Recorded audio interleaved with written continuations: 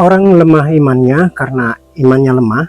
Tidak, karena otaknya yang lemah. Itu pun sekiranya ada otaknya. Ajaran inti agama-agama di dunia ini selalu berpedoman untuk melakukan ijtihad, upaya dalam kaitan kontekstualisasi dari teks-teks.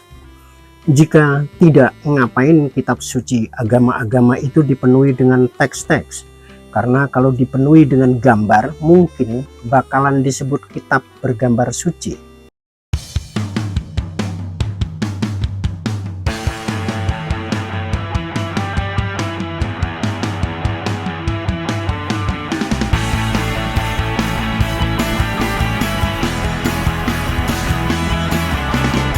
Saudara-saudara sebangsa dan setanah air, sedunia nyata dan dunia maya yang ternyata nyata juga. Kalau beda pilihan jangan baper, kalau baper jangan sama. Di dalam berbagai kisah yang ada dalam berbagai kitab suci yang saya baca, seperti Al-Quran, Injil, Veda, Tripitaka, selalu ada contoh perbuatan baik dan buruk. Karena sudah menjadi dalil manusia untuk menilai kebaikan, perbandingannya adalah ketidakbaikan. Kita tidak bisa mengerti plus tanpa minus. Kalau ada lagu ojo dibanding-bandingke, jangan dituruti. Bandingkanlah segala sesuatu untuk belajar, untuk proses memahami dan menghargai. Yang buruk itu kita membandingkan sesuatu untuk membantai yang kita nilai buruk. Dan itu disampaikan di depan umum dengan semangat menjatuhkan, atau dalam bahasa politik mendelegitimasi. Membandingkan atau menimbang ialah kerja utama sebelum memilah dan memilih, proses yang alami untuk diri kita sendiri.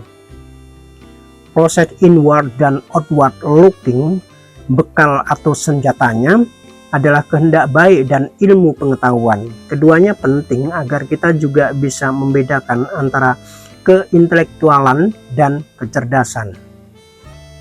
Dalam sebuah khutbahnya, Oscar Wilde, penyair Irlandia senegar dengan U2 itu, menulis bahwa sarkasme menunjukkan tingkat intelektualisme yang tinggi. Namun, sarkasme adalah bentuk terendah dari kecerdasan. Baginya, bagi Oscar Wilde, intelektualitas dan kecerdasan adalah dua hal berbeda. Intelek lebih berfokus pada aspek intelektual, pengetahuan, pemahaman konseptual, perihal kemampuan seseorang merumuskan argumen logis, memahami konsep-konsep abstrak, menganalisis informasi kompleks, memecahkan masalah yang memerlukan pemikiran. Sedangkan cerdas merujuk pada kemampuan untuk memahami dan mengatasi masalah, beradaptasi dengan lingkungan atau situasi tertentu. Ini melibatkan kemampuan praktis dalam menjalani kehidupan sehari-hari, seperti memecahkan masalah praktis, berkomunikasi dengan efektif, dan beradaptasi dengan perubahan. Cerdas memiliki dimensi seperti intelijensi emosional, sosial, dan praktis. Intelektualitas belum tentu cerdas. Gambarannya kayak para sofis di Indonesia yang dengan bodoh diwakili oleh Rocky Gerung. Para sofis dalam dunia politik praktis di Indonesia, apalagi yang makan duit dari intelijen AS, sangat suka melakukan yang seperti ini untuk menjatuhkan misalnya Jokowi sebelum waktunya.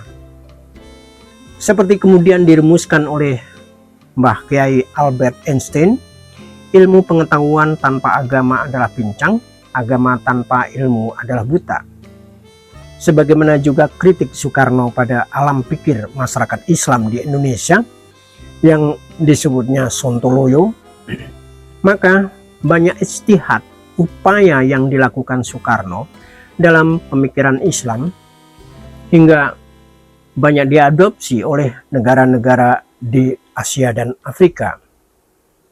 Dari agama dan ilmu pengetahuan itu, kita mendapatkan cara bagaimana proses inward looking dan outward looking menjadi sesuatu yang sistemik di dalam diri kita. Kita yang tidak berpikir untuk diri sendiri, tidak berpikir sama sekali. Begitu lagi-lagi tulis Oscar Wilde. Apalagi sudah nggak berpikir itu, kalau ada orang mikir disuruhnya berhenti. Karena dia nggak suka mikir atau nggak punya, jadi maunya semua orang seperti kesenangannya. Padahal kita harus selalu menarik kesimpulan kita sendiri atas atau dari berbagai hal dan bernalar dengan cara kita sendiri. Tidak sekedar ngikut siapa tapi nggak ngerti apa. Kata filsuf Tiongkok yang 600 tahun sebelum Masehi sudah hidup, mengenal orang lain adalah kecerdasan, mengetahui diri sendiri adalah kebijaksanaan sejati. Menguasai orang lain adalah kekuatan, menguasai diri sendiri adalah kekuatan sejati. Dan karenanya tidak menjadi mudah baperan, lebih bisa toleran terhadap perbedaan tanpa harus khawatir kehilangan identitas. Karena iman atas keyakinannya berjalan dengan akal dan pikirannya, dengan ilmu dan pengetahuan. Sehingga dengan demikian menjadi pribadi yang mandiri, berkarakter, dan memiliki daya imunitas yang tinggi. Mau menonton His Only Son beribu kali pun, kalau Islamnya kuat ya tidak mungkin dia akan terpengaruh oleh apapun yang ditontonnya berkali-kali itu. Demikian juga dalam perspektif yang berbeda-beda, misalnya dalam persoalan politik, dalam persoalan memilih pekerjaan dan seterusnya. Karena iman atas keyakinannya berjalan dengan akal dan pikirannya, dengan ilmu dan pengetahuan, sehingga menjadi pribadi yang mandiri, berkarakter, dan memiliki daya imunitas yang tinggi. Mereka yang berilmu rendah adalah juga beragama secara rendah pula, karena mereka mudah menyalahkan lian tanpa menyadari kelemahan terbesarnya ada dalam dirinya sendiri.